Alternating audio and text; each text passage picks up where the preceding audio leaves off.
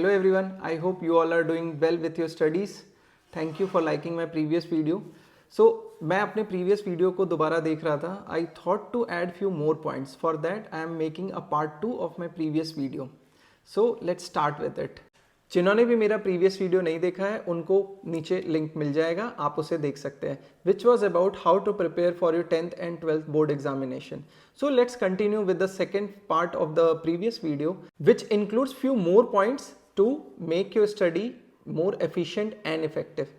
So let's continue with the first point of today's video. As we discussed at the last in my previous video that you should write your answers in the predefined format, which will help you to remember and prepare a structured format to get good marks. Like in maths, if you have to solve any derivation, there should be a predefined structure in which you will add your input values and do the calculation, and then you have to write down your proven statement. Likewise, in physics we have few derivations to prove which are asked in 10th and 12th board examination. So always prepare your derivation in a structured manner, so it will help you to gain more marks. Also, जो भी आप theories या concepts याद करते हैं, always try to make some bullet points जो आपको help करेगा to recall, remember the concepts of that topic. अगर आप उसको बुलेट पॉइंट में याद रखेंगे तो एग्जाम्स में उसको डिस्क्रिप्टिव फॉर्म में लिखने में आपको बहुत हेल्प मिलेगा. For example, for any topic you have 5 bullet points, तो आप अगर उस 5 बुलेट पॉइंट्स को याद रखते हैं तो in exam you can write the answer in bullets. So वो बहुत अट्रैक्टिव होता है. Also please practice to make your writing little neat and clean so that it will be easy for your examiner to read and give you good marks. Let's come to the next point, which is I think very important to maintain your daily routine and to learn a lot of things in very short span of time. हमेशा आपने सुना होगा बड़े बुजुर्ग कहते हैं कि सुबह का टाइम बहुत अच्छा होता है सेल्फ स्टडी के लिए. So I will also recommend the same. Morning time is the best time for self study, because जब आप मॉर्निंग में पढ़ते हैं तो आपको पूरा दिन का टाइम रहता है to clear your doubts, which is technically very beneficial, which I have identified. So जब आपके पास कोई डाउट होता है तो आपके पास पूरा दिन होता है. You will go to school, you will go to your coaching, और you can consult with your elder siblings. जो भी आपके डाउट्स हैं वो उसी दिन क्लियर होने की प्रोबेबिलिटी हमेशा रहेगी. बट अगर आप शाम में पढ़ते हैं या देर रात तक पढ़ते हैं तो आपके पास नेक्स्ट डे का ही ऑप्शन रहता है to clear your doubts. So I will recommend to do your self study in the morning preferably if you get time. Because जब आप रात में पढ़ते हैं तो नेक्स्ट डे आपके पास प्रीवियस डे के डाउट्स होते हैं, but during your classes and coaching you will have new doubts. So the older doubts will be pile on with the new one and it will keep on increasing. So I will suggest to do your self study in the morning so that you will have the whole day to clear your doubts. In the same manner, let's come to the next point, which is related to the previous point. Mentally prepare yourself to complete your assigned task in the same day or in the same week, so that आपका जो भी assigned task है वो उसी दिन complete हो जाए. अगर वो नहीं complete होता है तो फिर वो pile on हो जाता है for your next day or the next week. So try to stretch your hours to complete the assigned task of the same day, because you have lot of things to study during your 10th and 12th board examinations. Also आपके पास हर दिन नए नए activities आते जाएंगे, तो अगर आप previous activities complete नहीं करेंगे तो वो पाइल ऑन होते जाएगा. तो जब चीज़ें पाइल ऑन होते जाती हैं तो हमारा इंटरेस्ट भी लूज होने लगता है, because it is not possible to complete all the task in the same day और in the given span of time. तो मेरा सजेशन ये है कि अगर आप थोड़ा सा स्ट्रेच करेंगे अपने स्टडी आवर तो आप उस टास्क को उसी दिन कंप्लीट कर लेंगे, which will help you in motivating yourself that you can do it. It is very important to get motivated at this point of time. Let's come to the next point.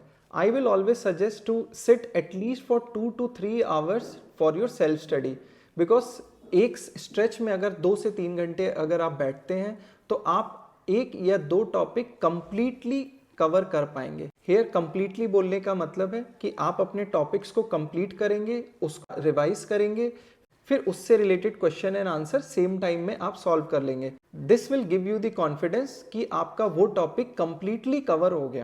Let's come to the next point, which is if you have any doubts write down it. Don't remember it. Don't think that if you have any doubt and you are remembering it, you will ask after some time.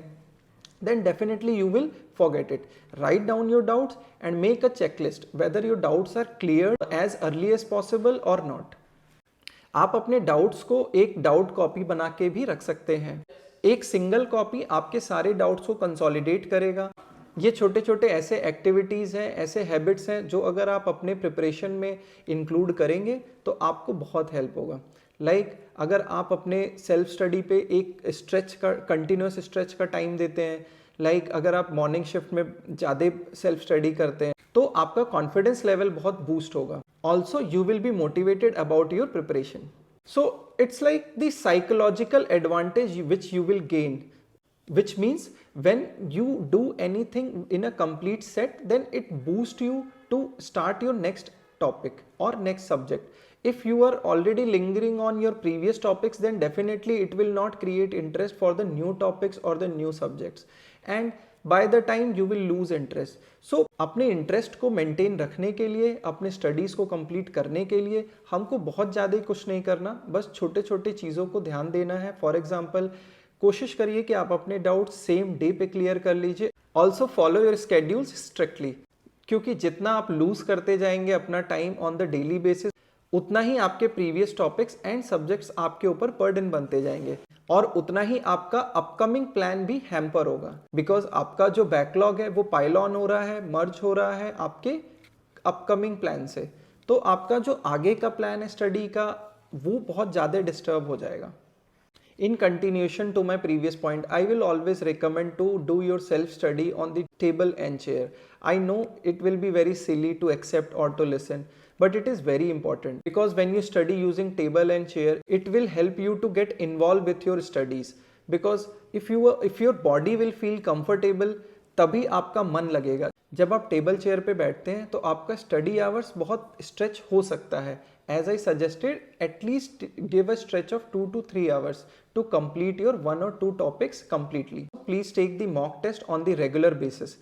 Mock test आपको help करता है timely basis पे सारे questions को complete करने के लिए, और आप उस प्रेशर में कैसे रिएक्ट करते हैं, आप कैसे आंसर्स को लिखते हैं, आप चीज़ों को रिकॉल कर पाते हैं या नहीं. मॉक टेस्ट एनालिसिस से आपको इंसाइट मिलेगा आपके प्रिपरेशन का, आपके प्रेशर में बिहेव करने का और आपके राइटिंग स्किल का. I hope you like the video. I will expect you to go through with my first video so that you can have the complete analysis for the preparation of your board examinations. I hope part 1 and part 2 will help you to boost your normal study to smart way of preparation for your 10th and 12th board examinations. So I will give you best wishes for your preparation. If you have any doubts or queries or any topic on which you want me to make the video, you can write in the comment section. For more videos, please subscribe the channel. Thank you. All the best for your preparation. See you in the next video. Thank you everyone.